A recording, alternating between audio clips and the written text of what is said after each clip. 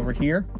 So hopefully this is going to be a very short video because I'm going to talk about something I'm not very an expert on. Well, I'm not an expert on anything at this point in time. It's called plutonium-238. Now, some of you may have probably heard about this. They date way back in like World War II, World War I, or something like that. Essentially, plutonium-238 power sources have been used quite extensively by the military and different organizations, different countries around the world. So this is not a new technology. It's just been redesigned over the years. However, I should say the video is just about thermonuclear energy. That's it. Thermonuclear energy, nothing more. Look, we understand that there's fission power coming up in the future. So, but prior to having fission power, this is the kind of power source that we have right now. Obviously, we run out of resources in plutonium-238 currently, but there are organizations like NASA, different governments are really trying to, get their hands on plutonium-238 to power their deep space missions. So, as you know, I'm a space enthusiast, right? I'm very enthusiastic about space, going up to space, doing asteroid mining, all that kind of cool stuff. But there are a lot of questions that come along with exploring space, and such as, well, if you're going to send robots over there, well, what's going to power them, right? Are they going to be exposed to heat rays from the sun? Are they going to be farther away from star sources? Because the farther away you are from a star system, the more heat you get to dissipate and give away. In other words, the colder you get, even though cold is not such a technical term to use. Why? Well, because of thermodynamics, right? If you've ever studied thermodynamics, you know exactly what I mean by there's no such thing as cold. You just less warm, right? What is it? Less hot, right? Okay, so thermonuclear energy, right? Or thermonuclear power. Well, how does it actually really work? Well, there is, as I said, there is plutonium-238, which is essentially used on generators to power and keep warm some of the deep space mission spacecraft out there. So currently there have been some developments in thermonuclear energy, and there's a new kind of thermoelectric energy system right now that's out there, and it's called a dynamic radioisotope power system. Now this is a new development, and I'll talk about it later on, but for now let's talk about RTGs first, or multi-mission RTGs. What actually really are they? So let me just quickly show you a quick schematic here. So what you see over here is a multi-mission RTG. This is a typical multi-mission radioisotope thermoelectric generator. Here we can see that we have what's known as a general purpose heat source compartment or module. And secondly, we have the plutonium-238 fuel pellets over here. These are the decaying, this is the decaying element essentially that gives off heat as a result of its decay. So you then have other systems such as the graphite impact shell, carbon fiber sleeve, air shell, and all these are just to essentially ensure that this thing does not get out and harm people. So plutonium-238 is actually very dangerous. You do not want to get your hands on this thing. You don't want to get your hands literally on this thing. You want to get your hands on it, but I want to compare RTGs to DRPs, right?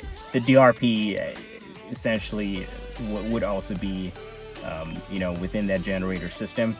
Now, of course, if you paid any attention in high school, you would know a generator converts mechanical energy to electrical energy, and a motor does the exact opposite. There are like 8 stacks of these, general purpose modules, and they contain plutonium-238 in there, and currently they're just really not that efficient. And the fact that we're also running very low on plutonium-238, the resources that we have in plutonium-238 are actually very low. So how this works is that essentially is that you have the heat, the plutonium-238 actually gives off some heat, and that heat source right there, from the fuel, which is plutonium, is essentially converted into electrical energy using thermocouples.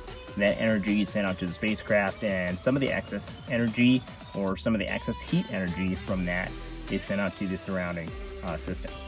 And standard RTGs right now, like the RTG that was sent over with the Curiosity rover, that's essentially not as efficient as it should have been. And this is because it dissipates heat to the surrounding surfaces way faster than it gives off as actual energy, to the spacecraft. So getting into DRP, so these are, as I mentioned, dynamic radioisotope power systems, and these are actually 4 times more efficient. All right, let me put it this way: for each plutonium pellet that you have on a standard RTG, DRPS systems provide you 4 times more energy from that single pellet, right, of electrical energy from that single pellet. So what this means is you get 4 times as much energy from each plutonium pellet source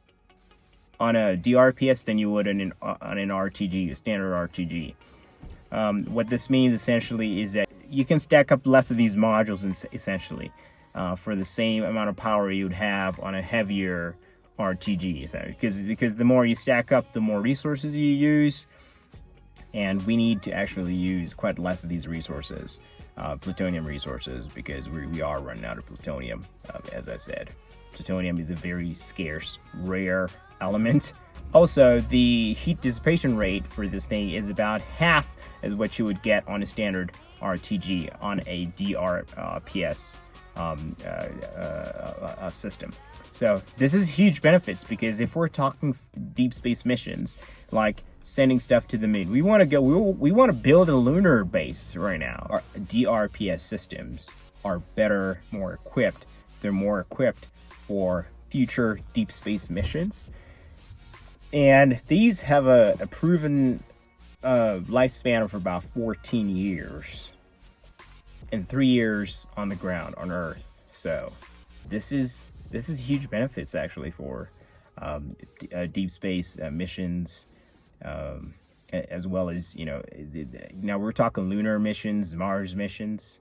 Okay, so how is the DRPS system better than, your standard RTG? Essentially, on the DRPS system, you can use just 6 of those GPHS modules to power up the entire spacecraft at full capacity. And I'm talking full capacity.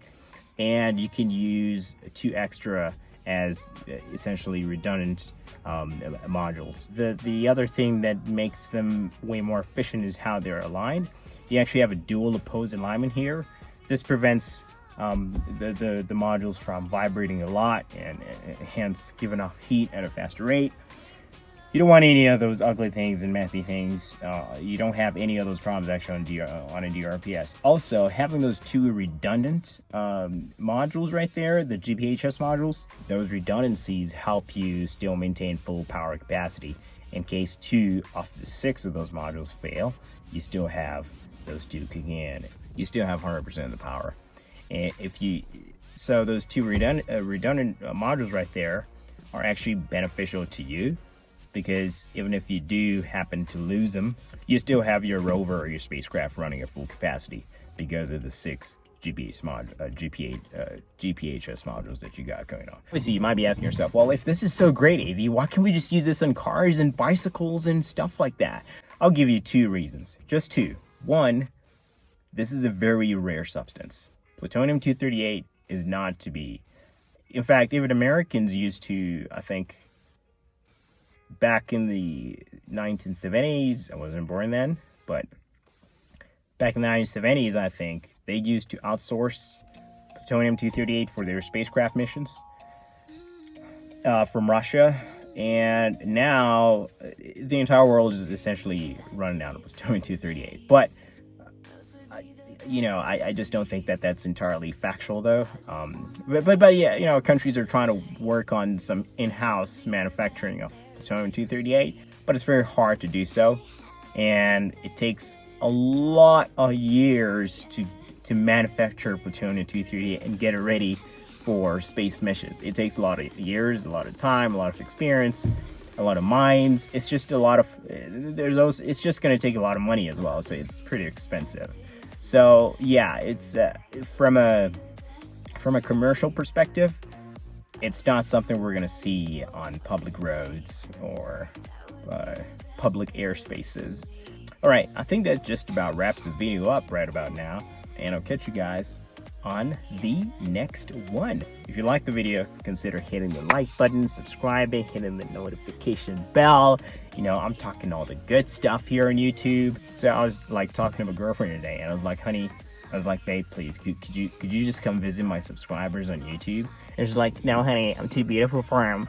Friends are gonna be all over me. And I'm like, babe, just come through, okay? And then she's like, no, baby, I'm pregnant anyway. And I'm like, what a way to bring the news to a guy. So yeah, I'm expecting you guys. I am expecting.